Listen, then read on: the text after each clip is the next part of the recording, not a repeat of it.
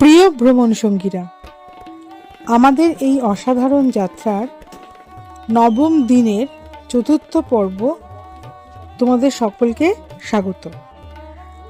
আজ আমরা প্রকৃতির অপার সৌন্দর্যে ভরা পবিতরা জাতীয় উদ্যান থেকে ফিরে চলেছি প্রাণচঞ্চল গুয়াহাটি শহরের দিকে।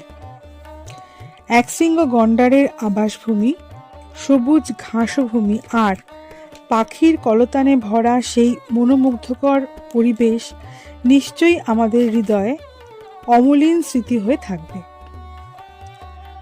পবিতরার শান্ত প্রাকৃতিক আবহাওয়া পেরিয়ে আমরা যখন গাড়িতে করে গুয়াহাটির দিকে এগিয়ে চলেছি, তখন পথে দুই ধারে দৃশ্য আমাদের যাত্রাকে আরও উপভোগ্য করে তুলেছে। এই প্রত্যাবর্তন শুধু স্থান পরিবর্তন নয়, বরং এক অভিজ্ঞতা থেকে আরেক অভিজ্ঞতার দিকে অগ্রসর হওয়া। গুয়াহাটিতে ফিরে আসার আমরা আবার শহরের প্রাণচাঞ্চল্য, সংস্কৃতি ও ঐতিহ্যের সঙ্গে মিলিত হব। আশা করি এই দিনের অভিজ্ঞতা তোমাদের সকলের মনে আনন্দ ও তৃপ্তির সঞ্চার করেছে। সবাইকে ধন্যবাদ এই সুন্দর সফরের অংশ হওয়ার জন্য। তাহলে চলো আমাদের যাত্রার প্রতিটা মুহূর্তকে স্মরণীয় করে তুলি।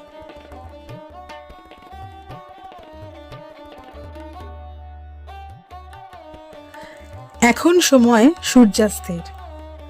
পবিতরা থেকে গুয়াহাটির পথে আমাদের যাত্রা যেন এক অনন্য রঙের আবেশে ভরে উঠেছে।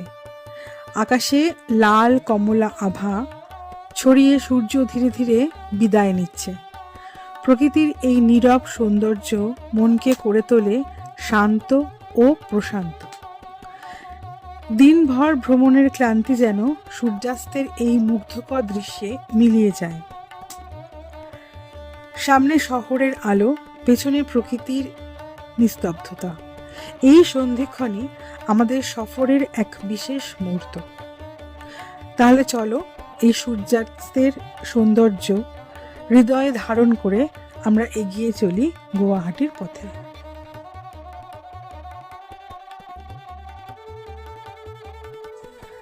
সূর্যাস্তের সেই মুহূর্তে আকাশ যেন রঙের এক অপূর্ব ক্যানভাসে পরিণত হয়েছে। পশ্চিম দিগন্তে সূর্য ধীরে ধীরে নেমে যাচ্ছে, তার সোনালি আভা ছড়িয়ে পড়েছে চারিদিকে। লাল কমলা আর হালকা বেগুনি রঙের একে অপরের সঙ্গে মিশে সৃষ্টি করেছে এক মনোমুগ্ধকর দৃশ্য। পবিতরার সবুজ ঘাসভূমি আর জলাভূমির উপর পড়ছে নরম আলো, যেন প্রকৃতি নিজেই দিনের শেষে আলোকে সাদরে গ্রহণ করছে। দূরে গাছের সারি কালো ছায়ার মতন দাঁড়িয়ে আছে, আর পাখিরা তাদের নীড়ে ফিরছে শেষবারের মতো আকাশে উড়ে। গাড়ির জানলা দিয়ে তাকালে দেখা যায় আলো আঁধারির সেই নীরব রূপান্তর। একদিকে দিনের বিদায়, অন্যদিকে সন্ধ্যার আগমন। বাতাসে আছে এক ধরনের প্রশান্তি, যেন সারা দিনের ব্যস্ততার পর প্রকৃতি একটু বিশ্রাম নিচ্ছে। এই সূর্যাস্ত শুধু একটি দিনের সমাপ্তি নয়, বরং একটি স্মৃতিময় যাত্রার কোমল সমাপন সুর।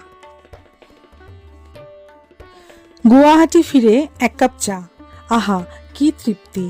সন্ধ্যার পর শহরের হালকা কোলাহলের মাঝে গরম ধোয়া ওঠা চায়ের কাপে যেন সারাদিনের ভ্রমণের ক্লান্তি মিলিয়ে যায়। হ্যালো, তো এখন 9টা বাজে। এই দেখো মিঠাই রানীর সাথে ফোনে কথা বলছি, আর এই যে ডিনার নিয়ে বসে পড়েছি। ডিনারের মধ্যে আজকে কি কি আছে আমি সেটা খুলে তোমাদেরকে দেখাচ্ছি, ঠিক আছে? মিঠাই রানী হ্যালো বললো। মিঠাই রানী আর আমার বোন কথা বলছে আমার সাথে, যে কি ঠিকঠাক করে খাচ্ছিস তো, ঠিকঠাক করে রয়েছিস তো, এই আর কি। আর তার মধ্যে তোমাদের সাথে এটা শেয়ার করছি আমার ডিনারটা। এখন 9টা বেজে গেছে, তো এই হচ্ছে ব্যাপার। তাহলে চলো আগে খুলি, দেখাচ্ছি তোমাদের। চলো, তো এই হচ্ছে আমার ডিনার। আর তোমাদের সঙ্গে শেয়ার করছি। চলো, এটা হচ্ছে fried rice, egg fried rice. এটা হচ্ছে এগ ফ্রাইড রাইস। আর এটা হচ্ছে চিলি চিকেন, ড্রাই চিলি চিকেনটা ড্রাই করতে বলেছি। তো এটাই হচ্ছে আমার আজকে ডিনার। তো এই হচ্ছে আমার ডিনার, এগ ফ্রাইড রাইস, আর এদিকে হচ্ছে ড্রাই চিলি চিকেন।